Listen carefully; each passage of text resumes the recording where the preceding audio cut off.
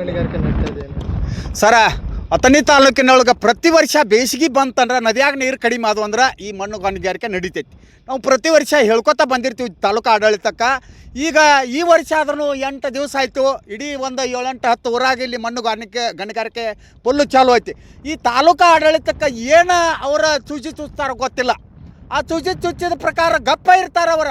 ಯಾರೇ ಒಬ್ಬ ರೈತ ಹಿಂಗೆ ಆಗ್ಲಾ ಐತ್ರಿ ಅಂತ ಫೋನ್ ಮಾಡ್ರ ಆ ಆಡಳಿತ ಫೋನ್ ಎಬ್ಸಂಗಿಲ್ಲ ಅವ್ರದ. ಅದಕ್ಕೆ ಯಾವ ರೀತಿ ಇವ್ರದ ಒಂದು ಲಿಂಕ್ ಐತಿ, ಇದನ್ನು ಕಟ್ಟುನಿಟ್ಟಾಗಿ ತಾಲೂಕು ಆಡಳಿತ ಮೇಲೆ ಕ್ರಮ ಕೈಗೊಳ್ಬೇಕು. ಯಾರ ನಮ್ಮ ಜಿಲ್ಲಾ SP ಅವರು ಮತ್ತು DC ಅವರ ತಕ್ಷಣ ಎಚ್ಚೆತ್ತುಕೊಂಡ ಈ ಮಣ್ಣು ಗಣಿಗಾರಿಕೆ ಅನ್ನೋದ ಅಥಣಿ ತಾಲೂಕಿನಲ್ಲಿ ನಿಲ್ಲಿಸಬೇಕು. ಯಾವ ತಪ್ಪು ಮಾಡ್ತಾನಲ್ಲ ಅಂಥವನ ಮೇಲೆ ಕಾನೂನು ಕ್ರಮ ಕೈಗೊಳ್ಳಬೇಕಂತೇಳಿ ಈ ಸಂದರ್ಭದಲ್ಲಿ ನಾವು ಅಥಣಿ ತಾಲೂಕು ರೈತರ ಪರವಾಗಿ ಒತ್ತಾಯ ಮಾಡ್ತೀವಿ. ಮತ್ತು ಇನ್ನೊಂದು ನಾವು ಹೇಳೋಕ್ಕೆ ಇಷ್ಟಪಡ್ತೀವಿ, ಇದೇ ಮಣ್ಣು ನಮ್ಮ ರೈತರಿಂದ ನಮ್ಮ ಭೂಮಿನ ಇದನ್ನು ಹೋದ ನಮ್ಮಲ್ಲಿ ಜವಳ ಆಗಿರ್ತಾವೆ. ಸ್ವಲ್ಪ ಒಕ್ಕತ್ನಂದ್ರೆ ಅದನ್ನು ಕಸಕನ ತಾಸಿನಾಗ ಬಂದು ಟ್ಯಾಕ್ಟರ್ ತಂದು ಹಾಕಿ ರೈತನ ಮೇಲೆ ಕೇಸ್ ಹಾಕ್ತೀರಿ. ಮತ್ತು ಈಗ 15 ದಿನ ಆಯ್ತು ನಡೆದೈತಿ, 8 ಮಂದಿ ಮೇಲೆ ಕೇಸ್ ಹಾಕಿರಿ ಮತ್ತು 8 ಕಡಿವಾಣ ಹಾಕಿರಿ ನೀವು. ಇದನ್ನು ತಕ್ಷಣ ಎಚ್ಚೆತ್ತುಕೊಂಡ ಪ್ರವಾಹ ಬಂದಾಗೂ ದೊಡ್ಡ ಈ ಎಲ್ಲ ನದಿ ದಂಡಿ ಗ್ರಾಮಗಳಿಗೆ ತ್ರಾಸ ಆಕತಿ. ಹಿಂಗೆ ಪ್ರತಿ ವರ್ಷ ತಕ್ಕೊತ್ತಾದ್ರೆ ನದಿ ಅಷ್ಟ ಹತ್ತೈತಿ. ಈಗ 1 ಕಿಲೋಮೀಟ್ರ್ ಇಲ್ಲಿಗೆ ಬತ್ತ ನೀವು ನೋಡ್ರಿ. ಈಗ ಅದಕ್ಕೆ ಈ ಥರ ಇಡೀ ಗ್ರಾಮಗಳಿಗೆ ಅನ್ಯಾಯ ಆಗುವಂಥ ಪರಿಸ್ಥಿತಿ ಇರ್ತೈತಿ ಹೊಳಿ ಬಂದಾಗ. ಅದಕ್ಕೆ ತಕ್ಷಣ ಜಿಲ್ಲಾಡಳಿತ ಎಚ್ಚೆತ್ತುಕೊಂಡ ಈ ನದಿ ದಂಡಿ ಮಣ್ಣನ್ನು ಬಂದ್ ಮಾಡಬೇಕು, ಕಾನೂನು ಕ್ರಮ ಕೈಗೊಳ್ಬೇಕಂತೇಳಿ ಈ ಸಂದರ್ಭದಲ್ಲಿ ನಾವು ಹೇಳೋಕೆ ಇಷ್ಟಪಡ್ತೀವಿ. ಸರ್ ಇಟಂಗಿ ಬೆಟ್ಟಿಗೆ ಹೋಯ್ತಾರೆ ಎಲ್ಲ ಕಡೆ ಅಥಣಿ ತಾಲೂಕಿನೊಳಗೆ ಸಿಕ್ಕಾಪಟ್ಟಿ ಇಟಂಗಿ ಬಟ್ಟೆ ಬಿದ್ದಾವ್ರು ಸರ. ಅದನ್ನು ಇಟಂಗಿ ಬಟ್ಟೆ ಅವ್ರಿಗೆ ಒಯ್ತಾರೋ. ಅದಕ್ಕೆ ಇಟಂಗಿ ಬಟ್ಟೆ ಅವರಿಗೆ ಹೋದ್ರೆ ಅದು ನಮಗೆ ರೈತರಿಗೆ ಏನು ಇದನ್ನಲ್ಲ.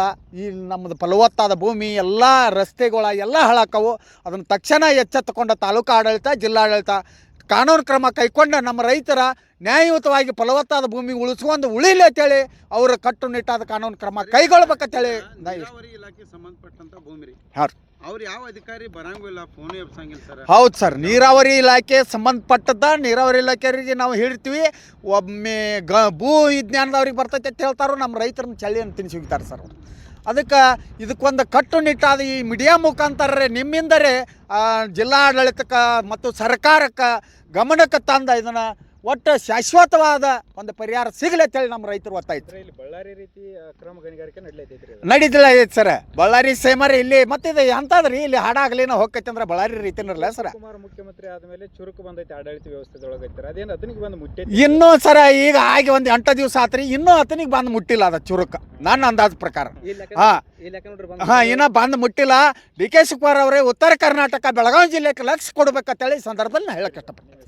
ಮಾದೇವ್ ಮಡಿವಾಳ ಅಥಣಿ ತಾಲೂಕು ರೈತ ಸಂಘ ಅಧ್ಯಕ್ಷ.